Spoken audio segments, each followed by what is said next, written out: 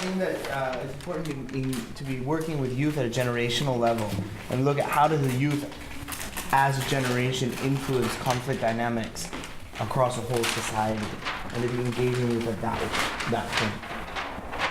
What does it mean to engage at generational level? It means that rather than sort of saying, okay, I'm going to work with these 25, or 2,000, vulnerable kids, it's about saying, how does actually a generation as a whole influence the conflict dynamics that are unfolding?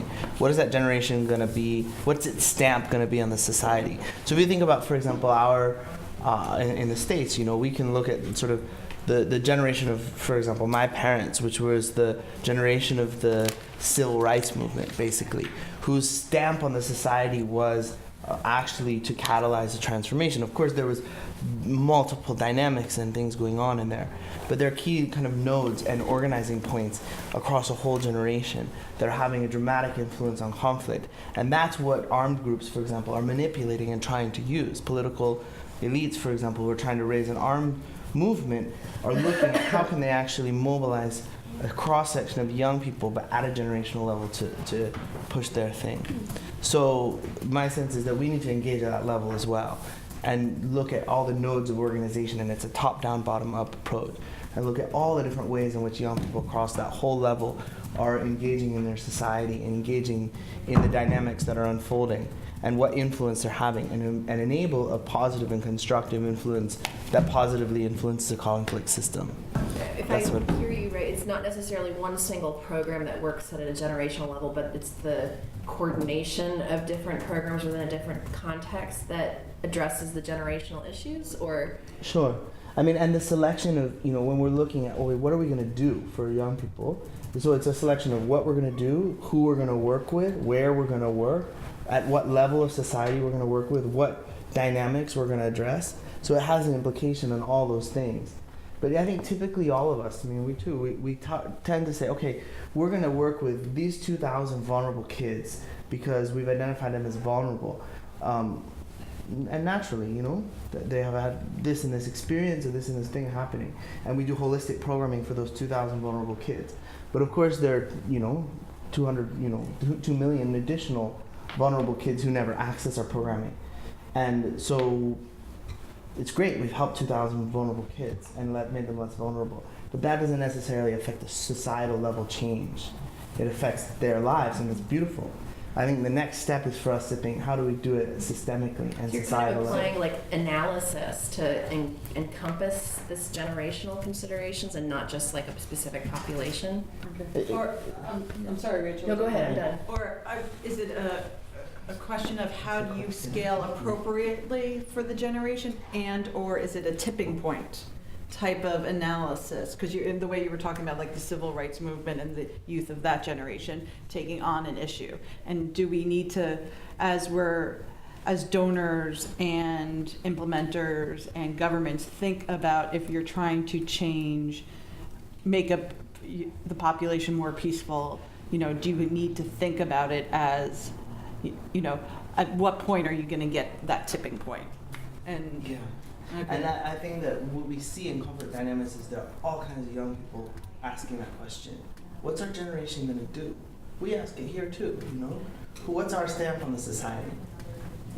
And that question is something that people are organizing. There are nodes inside of youth organizing, most of which never comes in contact with our level of work for a lot of reasons. But some does, and there are young people who are asking that question and trying to affect that change. I guess. And so I think we What should align. practically would this actually mean? So maybe That's a great question. I have a thought that might help that. I think it's an interesting angle, and so I'm glad you suggested it. But my question is, what does this mean for us in terms of programming? It's different from asking a question, how do we have a broader impact? How do we have a systemic impact, or how do we have a bigger multiplier effect? That, I think, is a different question from how do we impact, quote, generation. And also, I'm not even sure what I'm not sure, I guess I was part of a generation. I never identified myself as such. And I'm not so sure how many, maybe the baby boomers are the big example. Oh, I'm a baby boomer. But I think generations are called Generation X, millennials. I don't think they self-identify as such.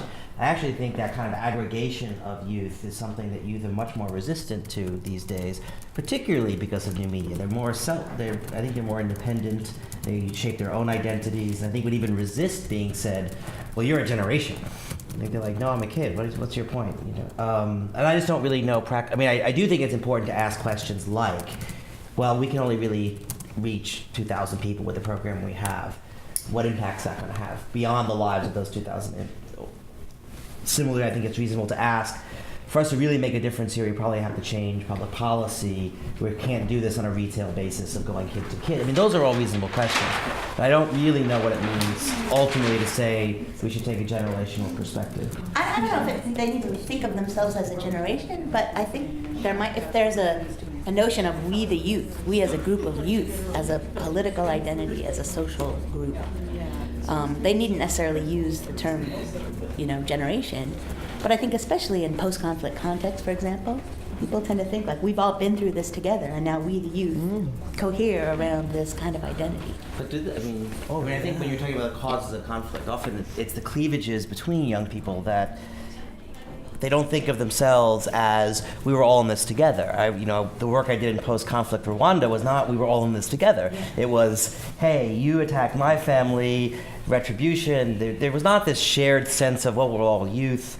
And I think in some ways that, I'm not sure youth really identify that way. I mean, I think sometimes people will say in an intergenerational conflict, yes, hey, we want our chance. We're being disempowered. Why are we so the unemployed?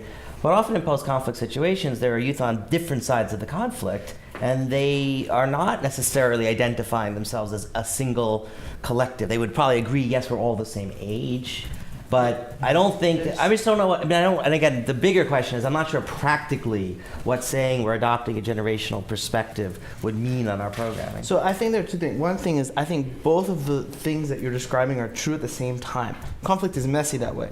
Youth identity, one thing in the States that has been, for example, in our society, that has been a problem, has been a challenge, is there isn't that youth identity. Actually, it doesn't exist quite here.